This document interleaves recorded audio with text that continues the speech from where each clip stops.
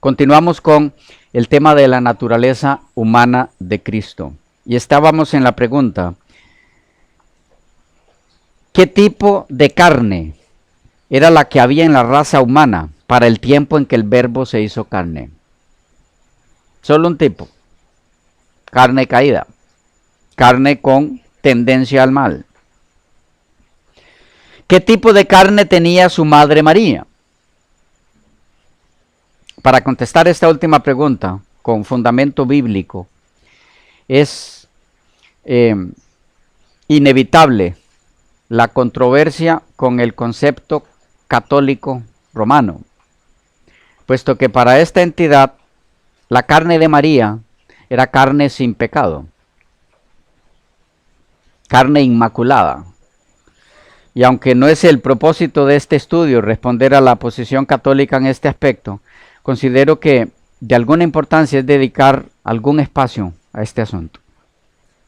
En primer lugar, en tal caso, pongamos sobre la mesa con claridad la posición católica romana sobre el tipo de carne que poseía María, la madre de Jesús. El Papa Pío IX, el día 8 de diciembre de 1854, definía dogmáticamente la Inmaculada Concepción de María en los siguientes términos.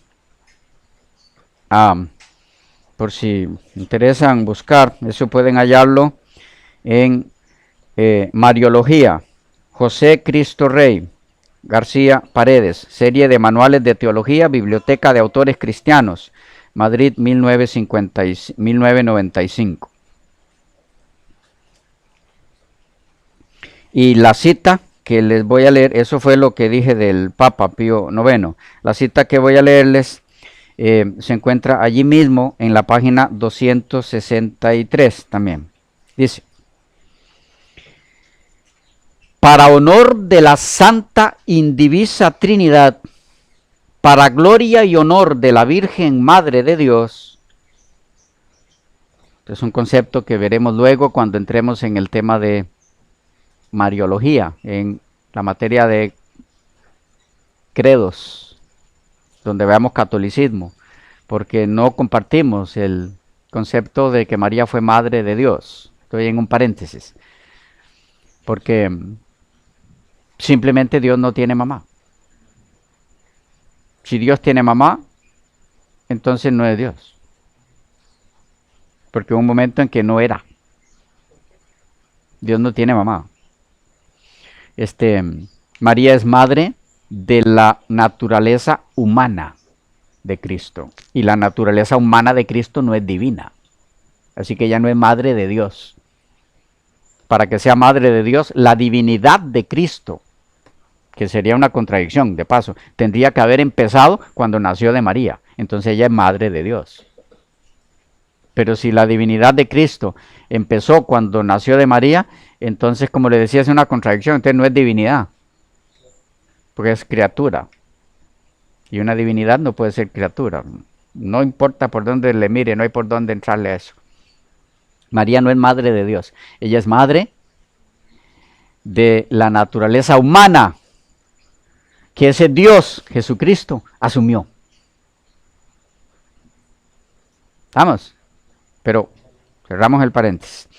Voy a empezarla de nuevo. Dice: para honor de la Santa Indivisa Trinidad, para gloria y honor de la Virgen Madre de Dios, para exaltación de la fe católica y acrecentamiento de la religión cristiana con la autoridad de nuestro Señor Jesucristo, de los bienaventurados apóstoles Pedro y Pablo, y con la nuestra, declaramos, proclamamos y definimos que la doctrina que sostiene que la Beatísima Virgen María fue preservada inmune de toda mancha de culpa original en el primer instante de su concepción, por singular gracia y privilegio de Dios omnipotente, en atención a los méritos de Cristo Jesús, Salvador del género humano, está revelado por Dios y debe ser, por tanto, firme y constantemente creída por todos los fieles. Pío IX, Bula Ineffabilis Deus. La respuesta inmediata, protestante y bíblica a este dogma católico es Lucas 1:47, donde la propia María expresa y mi espíritu se regocija en Dios mi Salvador. Y la pregunta en este caso al catolicismo romano es, ¿cómo es que María fue concebida sin pecado si ella misma dice haber sido salvada por Cristo nuestro Salvador? ¿Salvada de qué? Y a esta pregunta, tan conocida en este tema, la dogmática católica responde con un asunto muy interesante, un argumento muy interesante. Que Lucas 1:47 no contradice en nada el dogma de la Inmaculada Concepción de María, ya que lo que María quiso decir cuando dice que fue salvada, es que ella fue salvada de nacer con naturaleza caída. Así, por ejemplo, leemos en uno de entre tantos documentos católicos al respecto. Este viene de la página de las siervas de los corazones traspasados de Jesús y María, la página católica. Dice, según algunos, María reconoce que ella era pecadora y que necesitó ser rescatada por la gracia de Dios. Lucas 1, 28 y 47. Respuesta católica. Que María se declara pecadora es falso. Que ella se declara salvada por Dios es cierto. En Lucas 1, 48, en algunos es 47, ella reconoce que fue salvada. ¿De qué? Del dominio del pecado por gracia de Dios. Pero para eso no tuvo que llegar a pecar. Dios la salvó preservándola del pecado.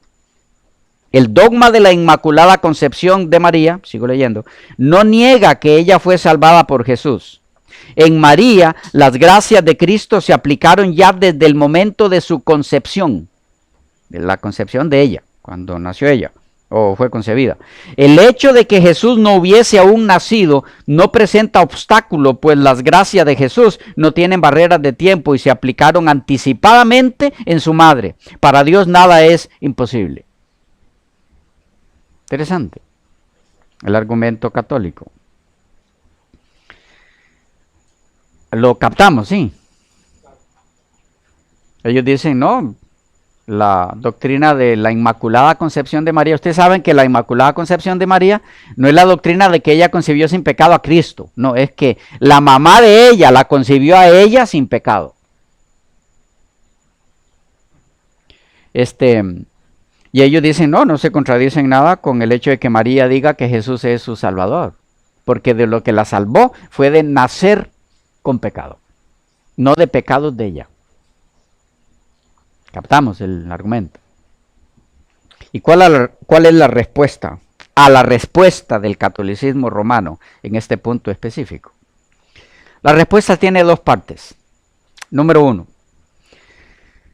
la primera parte a la respuesta del catolicismo es cierta, es aceptable, puede comprobarse en las Escrituras. La salvación de Cristo fue aplicada no solo a los que vivieron o vivimos después del sacrificio en la cruz, sino también a aquellos que vivieron antes de ese glorioso evento. Y lo aceptaron y creyeron por fe. De no haber sido así, no pudieron haber sido salvos ni llevados al cielo Elías, Enoc y Moisés. Ahora sí lo dije bien, ¿verdad? Captamos el punto. Esa parte del argumento de ellos es cierta. Sí, los méritos de Cristo se aplican antes de que Él muriera. La segunda parte de la respuesta del catolicismo romano es falsa, es inaceptable, no puede comprobarse con las Escrituras en lo más mínimo. Su contenido, a saber que de lo que fue salvada María, la madre de Jesús, fue de nacer con naturaleza pecadora o caída, preservándosela así del pecado. Eso es inaceptable porque no existe una sola declaración en la Biblia. No se puede comprobar en la Biblia. En los documentos católicos sí, en la tradición. Estamos hablando de la Biblia. No existe una sola declaración en las Escrituras, ya sea en el Antiguo Testamento o en el Nuevo Testamento, que dé ni siquiera, aunque sea un remoto indicio, de que la salvación en Cristo haya sido ofrecida alguna vez en ese sentido a algún miembro de la humanidad caída. ¿En cuál sentido? de que se apliquen los méritos de Cristo para que esa persona sea engendrada sin pecado.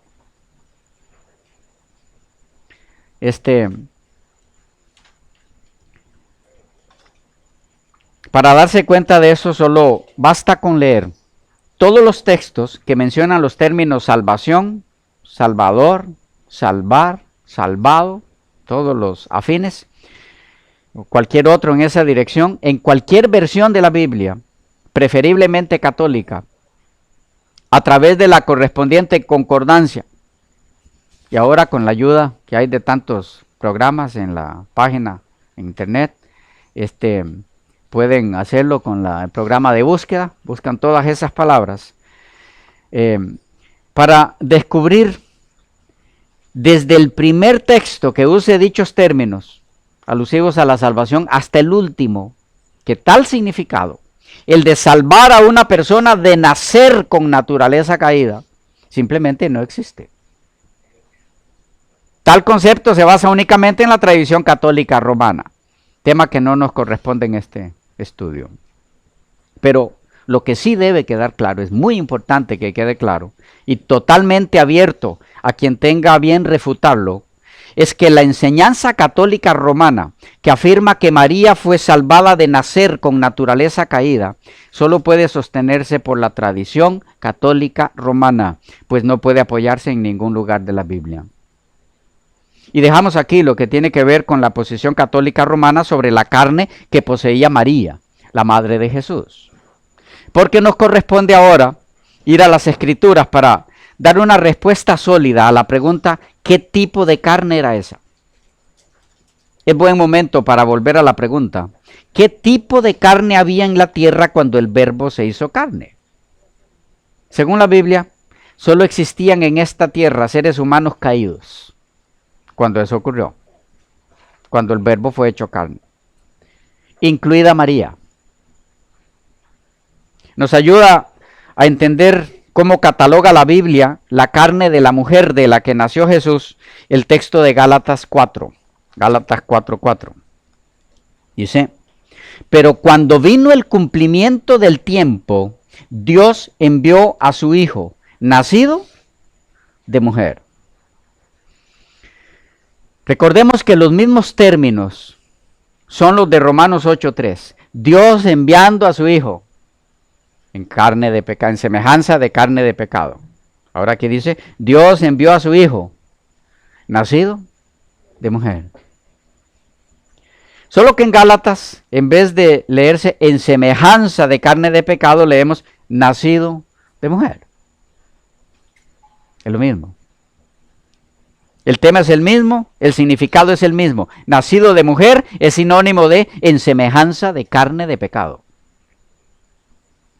Nos ayudará a entender esto las otras ocasiones en las que se emplea la misma frase en el Nuevo Testamento, nacido de mujer.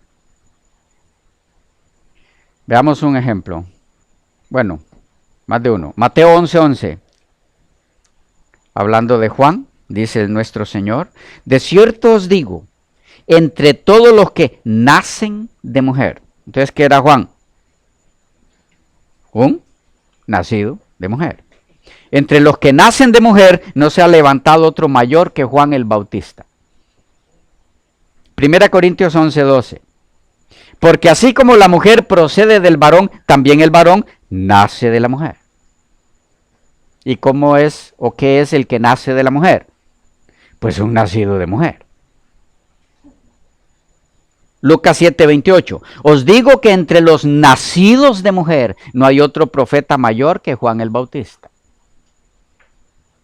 La frase nacido de mujer se refiere entonces a los hombres que nacieron de una madre con naturaleza humana caída, ¿sí o no? ¿O hay otra posibilidad de significado? Y cerramos aquí este apartado porque nos corresponde ahora entrar en la última frase de nuestro texto en estudio en Romanos 8:3. Carne de pecado. En semejanza de carne de pecado. ¿Qué quiso decir el apóstol con carne de pecado? De pecado. Para extraer el mayor provecho de la respuesta a esta pregunta, a esta interrogante, conviene que nos detengamos un poco en el significado o significados del término empleado por Pablo aquí para pecado. El significado de este vocablo en griego tiene más que preciosas lecciones espirituales para nuestro crecimiento en cuanto al conocimiento de nuestro Salvador en lo que a su humanidad se refiere. El vocablo al que nos referimos, utilizado para hacer referencia al tipo de carne tomado por Cristo en Romanos 8:3 en la frase carne de pecado, es el término hamartía. Hamartia. Hamartía. De la frase sarcos hamartías, carne de pecado. El vocablo en sí es hamartía y pertenece a una familia o conjunto de términos con significados parecidos, pero cada uno de los términos a la vez con sus matices muy propios, que en conjunto nos dan el concepto correcto a entender en lo que se refiere a la naturaleza humana del Salvador, en lo que respecta al tipo de carne que tomó al hacerse humano. Así que entremos un poquito en este grupo de hamartía, grupo de términos. Esencialmente hay tres términos relacionados entre sí, pero como ya mencionamos, con significados afines o similares, pero a la vez con matices muy propios de cada término. Veamos esto un poquito más de cerca. Los términos son hamartía, hamartano y hamartolos. Hamartía, hamartano y hamartolos. Empecemos con el primero, el término hamartía. Su significado, según los especialistas en eso, es pecado, transgresión, culpa, falta. Allí en el material que pueden bajar de la página pueden encontrar la bibliografía y donde buscar todos esos significados. Hamartía es una traducción al griego del término hebreo para pecado, hatá o shatá, lo van a encontrar en algunos libros. Aunque etimológicamente indica fallar, errar, como errar el blanco, Horacio A. Alonso nos advierte que no debe dejar la impresión de que haga alusión al pecado simplemente como un error. En sus propias palabras leemos, etimológicamente este vocablo, hatá, que algunos transliteran shatá, indica fallar, errar, como errar el blanco. Pero esto podría dejar la impresión de que se refiere al pecado como de solamente un error, cuando lo cierto es que la palabra destaca el sentido de ofensa contra una norma eterna e inmutable. La idea de fracaso está implícita, pero se trata del pecado en la naturaleza humana. Así, el pecado incluye la noción de que uno no cumple la meta que Dios tenía para el ser humano, no alcanza el objetivo, fracasa en observar los requerimientos de una vida santa. El pecado es, pues, una mancha moral en el hombre, al definirse con ese término. El vocablo hatá aparece 293 veces y cubre todos los períodos de la literatura del Antiguo Testamento. La raíz de la cual proviene, hatá, la señala como la palabra más importante para pecado, la que más se usa. Con esto en mente, pasemos entonces al término griego, traducido del hebreo hatá, que es nuestro vocablo en estudio en este momento. ¿Cuál? Hamartía. Hamartía. El sentido primario del vocablo es el de errar el blanco, como cuando se arroja una flecha, pero la palabra se refiere más bien a la naturaleza del acto. La naturaleza del acto. Es decir, las personas que llevan a la acción el pecado, hamartía, lo hacen partiendo de su naturaleza humana caída, de su condición pecaminosa. Es así como el pecado, hamartía, es concebido también en las Escrituras, no en los términos frívolos que son comunes en el mundo de hoy, sino como un poder organizado, como un principio rector que es personificado. Así pueden encontrarlo ustedes con ese sentido en Romanos 5:12 y en Romanos 6:12. Hamartía se refiere más, nos dicen los especialistas, a la naturaleza del acto. Hamartía entonces es un término para pecado que incluye la condición caída de quien ejecuta el pecado o el acto pecaminoso. Es decir, involucra en su significado la naturaleza caída de quien realiza o ejecuta el pecado o acto. Pero también en el Nuevo Testamento, hamartía aparece con el sentido de ofensa contra Dios, con énfasis en la culpa. Cubre actos individuales. Veamos ese sentido en dos textos. Hechos 2:38. Dice: arrepentíos y bautícese cada uno de vosotros en el nombre de Jesucristo para perdón de los pecados. Ahí está. Pecados. 1 Timoteo 5:22. No impongas con ligereza las manos, ni participes en pecados ajenos. Ahí está hamartía, otra vez. En Hechos 2:38, el término empleado es hamartión. Y en 1 Timoteo 5:22, hamartíais. Ambos de la raíz, hamartías, incluyendo en su significado el sentido de pecado como acto cometido y no solo como la naturaleza caída de donde procede ese acto. Ahora bien, se hace uso del término hamartía como condición caída sin relación con actos pecaminosos. A manera de ejemplo, los bebés recién concebidos. Salmo 51:15 dice: he aquí en maldad he sido formado y en pecado me concibió mi madre. Que al pasar al griego se usa el mismo término.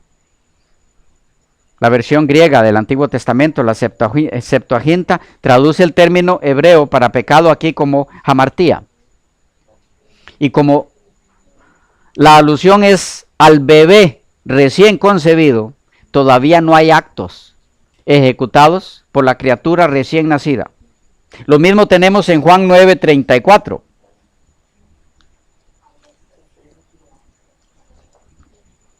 Juan 9:34. Pero también se hace uso del vocablo hamartía para referirse a la naturaleza caída del hombre, a la que se le suman actos pecaminosos. Algunos ejemplos.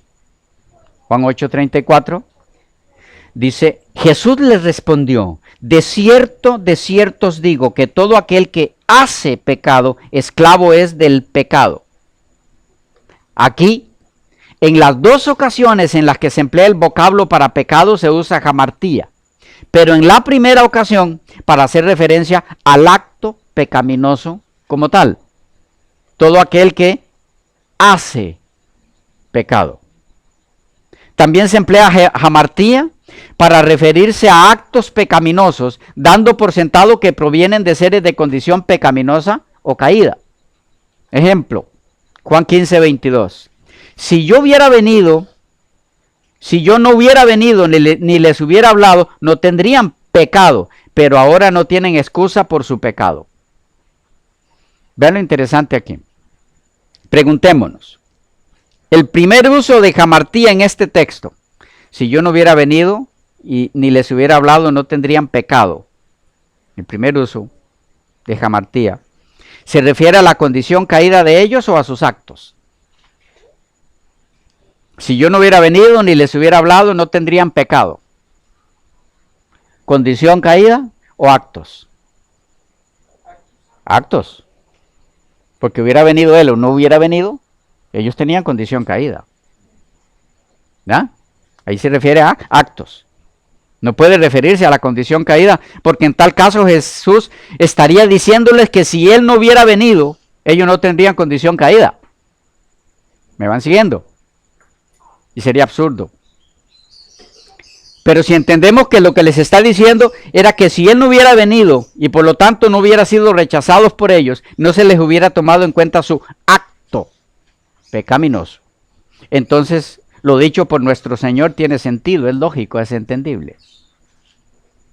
Y es precisamente por eso que les recalca en la segunda vez que utiliza el término, que ahora no tienen excusa por su pecado, por su rechazo a Él. Y lo mismo encontramos en el versículo 24. Entonces, hamartía es usado como referencia a actos pecaminosos donde la condición caída es obvia, aun cuando no se haga referencia específica a ella, a esa condición caída. Porque nadie sensato necesitaría que se le compruebe o demuestre que los hombres a quienes Jesús dijo estas palabras tenían o eran de condición caída. Es obvio. Otros ejemplos de hamartía como acto, dando por sentado que dicho acto fue realizado por un ser de condición caída o pecaminosa, sin que se lo especifique en el texto. Juan 19:11. Dice, respondió Jesús, ninguna autoridad tendrías contra mí si no te fuese dada de arriba. Por tanto, el que a ti me ha entregado, mayor pecado, hamartía, tiene. Otra vez, hamartía aquí es acto pecaminoso, realizado a todas luces por un ser de condición caída. En este caso, el que entregó a Jesús a Pilato, los que lo entregaron. Otros ejemplos que ustedes pueden indagar por sí mismos. Juan 20:23, Hechos 2:38, 3:19, 5:31, 7:60, 10:43 y primera de Juan 3:9. En la primera mención del término en el versículo, primera de Juan.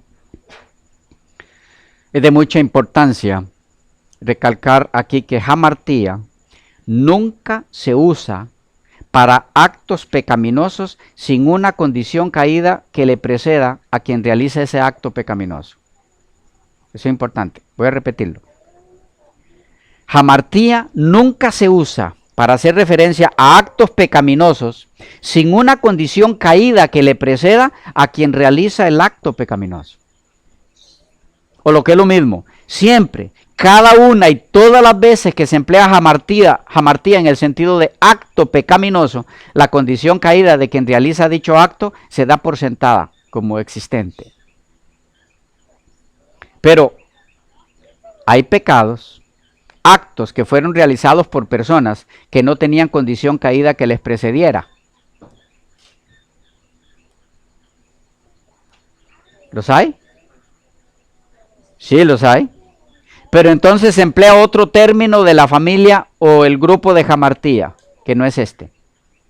Y esto nos lleva al segundo término del grupo de hamartía, el término hamartano.